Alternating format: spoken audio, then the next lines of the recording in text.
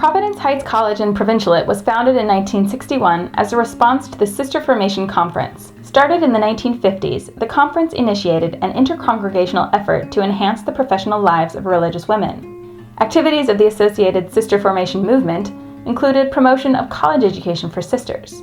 Providence Heights College was one of only 2 institutions in the nation established at that time specifically for this purpose. From the historical standpoint, we're really only just starting to find out some of the deeper meanings behind this place because of the changes that went on in the Catholic Church around the same time as this was built. In the 1950s, there was the Sisters Formation Conference, which was a way to redefine what nuns were meant to do. They were given the opportunity to have what amounted to a regular college education after high school. In addition to history and English and chemistry and all the other things you would get in college, you also got your religious education as well. That's what happened here. It was a direct outgrowth of that conference. Purposefully situated in a secluded wooded area on the Sammamish Plateau, the campus is located on a 29-acre parcel with peekaboo views of mountains and city skylines. Noted regional architect John Maloney designed the college campus, continuing his status at the time as the go-to architect for the Seattle Archdiocese.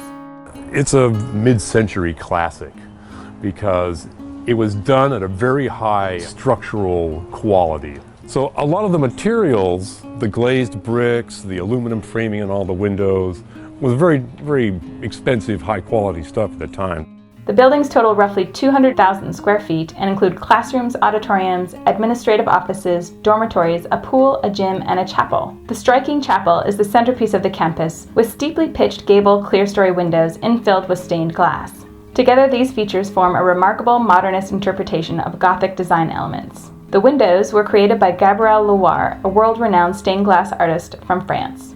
They were actually made and shot in France and then all shipped over here to be installed in the building. They're an unusual style that this artist created, which is called dalle de verre, which is not your old school leaded glass. This is like an inch thick chunks of glass that's been chipped in a certain way that refracts the light, cemented literally together.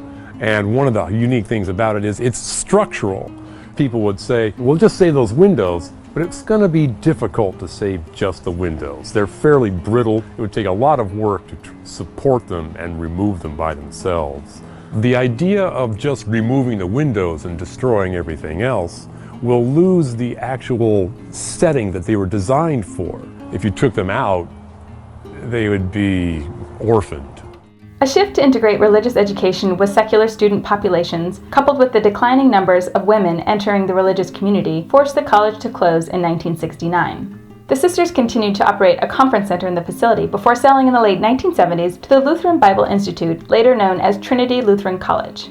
Memories are here. They've held baptismals, weddings, funerals. There's been preschools, there's been secondary schools, so many activities, which I think brings us to preservation. You're not only preserving a site, it would be so nice if this could remain because that would give the people the chance to revisit, recall, and rejoice. And I think rejoicing, at the same time, you're creating new memories.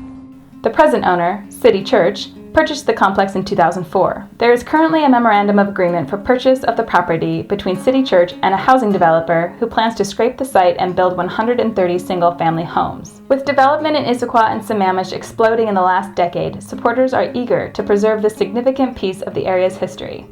I've been a resident of Sammamish for 50 years. And a lot of our historical buildings have been destroyed. As a group, the Sammamish Heritage Society, we're attempting to preserve anything that is historic, and this is another one of the buildings that affects the whole Sammamish Plateau.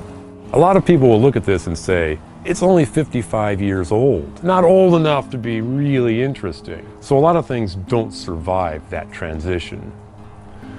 This is at that point. The campus is in excellent condition and ideally could be reused in its current configuration for any number of institutional purposes. It's almost a turnkey school as it is. You could probably go in and start teaching classes here in a week The buildings are all sound and well designed. The classrooms are all there. I would love to see it used like that. That's what it was designed for. It was designed to be a small college with dormitories and everything else you could possibly need, including a gym and a pool and everything else. At the very least, supporters would like to see any potential new construction be thoughtfully integrated with the key historic elements of the campus, which could result in a unique development reflecting the peaceful and contemplative history of the site. In an ideal world, we would like to see the whole thing saved. My at least hope is preserve the chapel in the middle as a community center of some sort. It's so fortunate to sit here on the top of a hill with this gorgeous building surrounded by gorgeous nature. It's a destination, and it should continue to be a destination for many more generations. Do we want just a flood of homes up here? This is too unique to be destroyed. And we need those things up here because it's development crazy. And children and all peoples need to know that there was history here on the plateau. And this is a prime example. One of the problems with this is nobody knows it's here. It's hiding up in the woods. It's just a turn off of the road. Nobody can see it from outside. And at least for the last 10 or 15 years, there's hardly been any reason to come up here. I think if this site was on one of the main roads on the plateau, there would be an uproar about the idea of just tearing the whole thing down. But there isn't. It suffers from its isolation, which is also part of its charm.